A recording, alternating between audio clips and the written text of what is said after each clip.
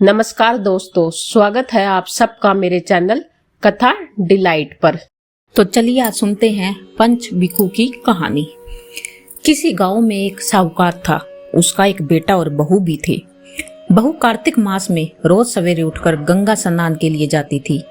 सुबह जल्दी जाते समय वह किसी पराये पुरुष का मुंह भी नहीं देखती थी। एक राजा का बेटा भी सुबह सवेरे गंगा स्नान के लिए जाता था। वह हैरान होता था कि मैं इतनी जल्दी उठता हूँ स्नान के लिए, लेकिन कोई है जो मुझसे भी जल्दी उठकर नहा लेता है।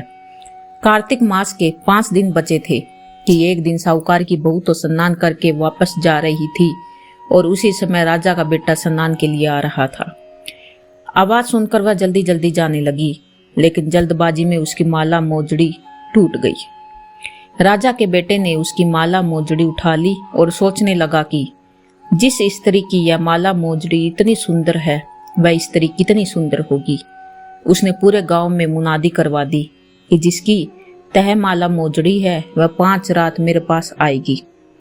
साहूकार के बेटे की बहू ने कहलवा दिया कि मैं 5 रात आऊंगी, लेकिन किसी को साख भरने बैठा देना।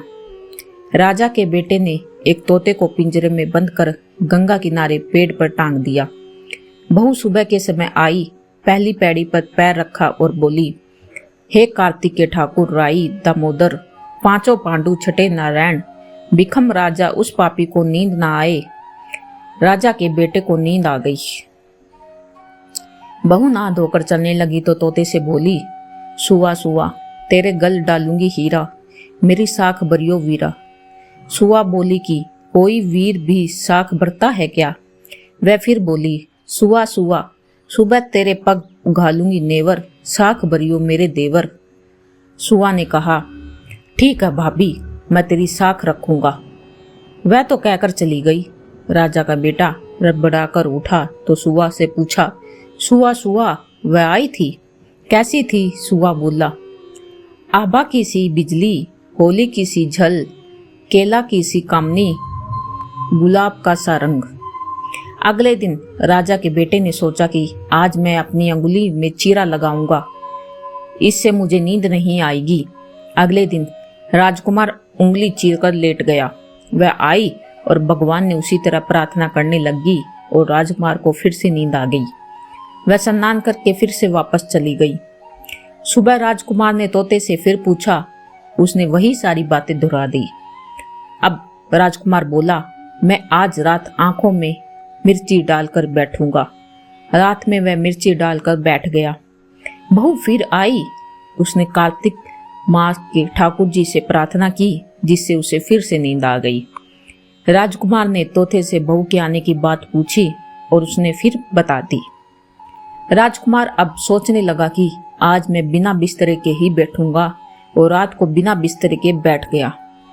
जब वह स्नान करने आई तो उसने फिर से भगवान से प्रार्थना की और राजकुमार को नींद आ गई। जब वह नहाकर जाने लगी तो आंख बंद करके चली गई। राजकुमार जब उठा तो वह जा चुकी थी। राजकुमार फिर सोच में पड़ गया और सोचने लगा कि आज मैं तो अंगीठी जलाकर बैठूंगा, जिससे नींद ही नहीं आएगी। फिर वह रात को अंगीठी रखकर बैठ गया। साहूकार की बहू आई और भगवान से प्रार्थना करने लगी, आपने 4 रातें तो निकाल दी, अब यह रात और निकाल दो। भगवान ने उसकी बात रख ली और राजकुमार को नींद आ गई। जब वह नहाकर जाने लगी तो तोते से बोली, इस पापी को कह देना कि 5 रातें पूरी हो चुकी है, वह मेरे मोतियों की माला मेरे घर भिजवा दे। सुबह राजकुमार की आंख खुली तो उसने तोते से पूछा कि क्या वह आई थी? तो तोते ने कहा, हाँ वह आई थी और उसने अपनी माला मंगवाई है। यह सुन राजकुमार सोचने लगा तो सच्ची भी थी, तभी तो भगवान ने उसका सत्य रखा। कुछ समय के बाद राजकुमार को कोढ़ आ गया। राजा ने ब्राह्मण को बुलाकर पूछा, मेरे बेटे का शरीर क्यों जल रहा है? ब्राह्मण ने विस्तार से सारी बात राजा को बता दी। इससे क्या किया? ब्राह्मण ने कहा कि इसने पतिव्रता स्त्री पर बुरी नजर डाली, इसलिए यह इस रोग से पीड़ित हुआ। राजा ने इसके ठीक होने का उपाय पूछा तो ब्राह्मण ने कहा कि यह उस साहूकार की बहू को धर्म की बहन बनाए और रोज उसके नहाए हुए जल से यह स्नान करे, तब यह ठीक हो सकता है। राजा साहूकार की बहू की माला लेकर साहूकार के घर गया और बोला कि यह माला आपकी पुत्र वधू की है, इसे ले ले और आपकी बहू के नहाए हुए जल से मेरे बेटे को नहला दे। साहूकार बोला कि वह तो किसी पराये पुरुष का मुंह तक नहीं देखती है, आप उसे इस नाली पर बिठा दीजिए। जब वह ऊपर नहाएगी तब नीचे इस नाली से पानी उसके पुत्र पर नहा लेगा।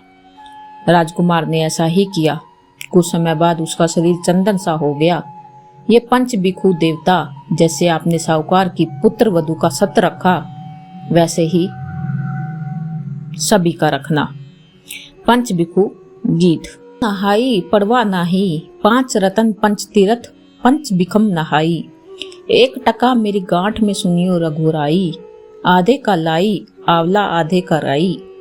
राई दामोदर सावला जिसने सृष्टि रचाई, राजा के घर उतरी पुत्री बन आई।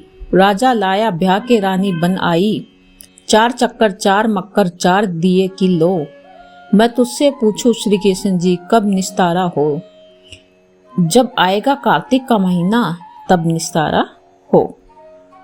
धन्यवाद दोस्तों।